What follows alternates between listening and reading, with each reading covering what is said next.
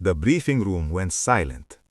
Major Castillo stood at attention, his Philippine Army uniform crisp under the cold fluorescent lights. Across the table, NATO Commander Reinhardt leaned back in his chair, arms crossed. "You're telling me," Reinhardt said slowly, "that you want us to change our entire route because of what exactly?" Castillo kept his voice level. "Sir, the locals report movement in the Western Valley. The terrain there is—" "I don't need a geography lesson from a third-world officer." The room temperature dropped. Two American lieutenants exchanged glances. A British sergeant coughed into his fist. Reinhardt stood, walking around the table until he was inches from Castillo's face. "We've been running operations in hostile zones since before you were born, Major. I think we can handle a little jungle." Castillo said nothing. His jaw tightened, but his eyes remained forward. Reinhardt smirked. "Stick to what you know. Logistics, supply runs. Leave the real soldiering to us." The convoy rolled out at dawn. 12 NATO vehicles, 57 personnel, heavy weapons, advanced communications. Reinhardt rode in the lead Humvee, sunglasses on, confidence radiating. Behind them, in a single outdated truck, sat Castillo and 5 Filipino soldiers. They weren't supposed to be there. Reinhardt had made that clear. But orders from higher command insisted on Filipino liaison presence. So they followed, quiet, watching. The jungle closed in on both sides of the dirt road. Thick, dense, alive. Private Reyes sat beside Castillo, gripping his rifle a little too tight. "Sir," Reyes whispered, "the Western Valley." Castillo said softly, "I know." He didn't take his eyes off the NATO convoy ahead. The radio crackled. Reinhardt's voice came through, loud and dismissive. "All units, maintain speed. We're making excellent time. No delays." Castillo pressed his radio. "Commander, recommend slowing near the ridge. Visibility drops and—" "Recommendation noted and ignored, Major. Reinhardt out." The valley opened up like a mouth. Steep walls on both sides, narrow road below, canopy so thick the sunlight barely broke through. Castillo leaned forward. "Stop the truck," he said quietly. The driver obeyed. They sat 50 meters behind the convoy, engine idling. Reyes looked at him. "Sir." "Something's wrong." The NATO vehicles continued ahead, dust kicking up behind them. Castillo scanned the ridgeline. Birds had stopped singing. The wind had gone still. He reached for the radio again. "Commander, this is Castillo. Advise immediate halt. Repeat, immediate—" The first explosion tore through the valley like thunder. The lead Humvee flipped sideways, flames erupting from underneath.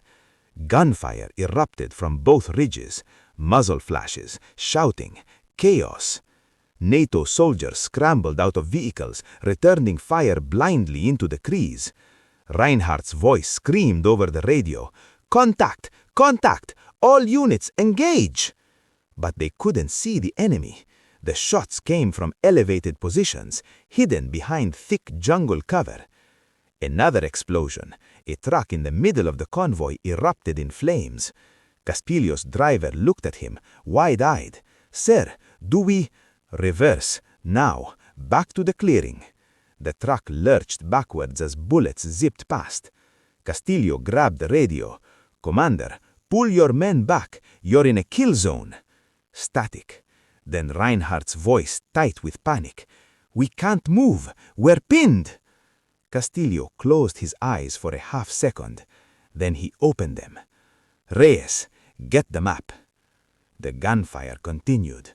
NATO soldiers crouched behind burning vehicles, returning fire at ghosts. 2 were already down. Medics couldn't reach them. Reinhardt's voice broke over the radio again. "Castillo, where the hell are you?" Castillo didn't answer immediately. He studied the map, tracing lines with his finger. Then he pressed the radio. "Commander, there's a service trail 300 meters east of your position. It's hidden, but it's there. Pull your men back, single file, low and fast." Silence. Then, "How do you know that?" "Because I grew up in terrain like this, sir, and I tried to tell you." Another explosion rocked the valley. Reinhardt's voice cracked. "Fine, guide us out." Castillo turned to his men. "Reyes, Santos, take point. We're moving up." The Filipino soldiers moved like shadows. No wasted motion, no noise. They reached the NATO position within minutes, slipping between trees and cover. Castillo crouched beside Reinhardt, who was pressed against a shredded tire, face pale and streaked with dirt. "The trail," Castillo said calmly, 30 meters to your right, through the brush. You won't see it unless you're looking." Reinhardt stared at him. "That's suicide." "No, sir. Staying here is suicide." Castillo stood, exposing himself just enough to signal his men. Reyes and Santos moved ahead, rifles up, scanning.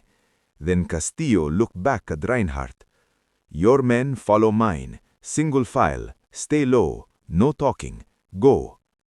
Reinhardt hesitated. Then he nodded. "Move out," he barked to his soldiers. The retreat was slow, painful. NATO soldiers stumbled through thick brush, following the Filipinos who moved with eerie precision. Bullets still cracked overhead, but fewer now. The attackers were losing angles. Castillo stayed at the rear, covering the retreat with 2 of his men. His rifle was old, Russian-made, but his hands were steady. A NATO lieutenant stumbled beside him, breathing hard. "How did you know?" the lieutenant gasped. Castillo didn't look at him. "Local intel, terrain study, respect." The lieutenant said nothing. They kept moving. By the time they reached the clearing, the sun was setting. 14 NATO soldiers were wounded, 3 dead. The convoy was destroyed. Reinhardt sat on the ground, head in his hands. His men stood around him, silent and shaken.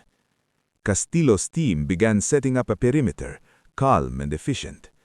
Reyes approached Castillo quietly. "Sir, should we call for evac?" "Already did. Choppers inbound in 20.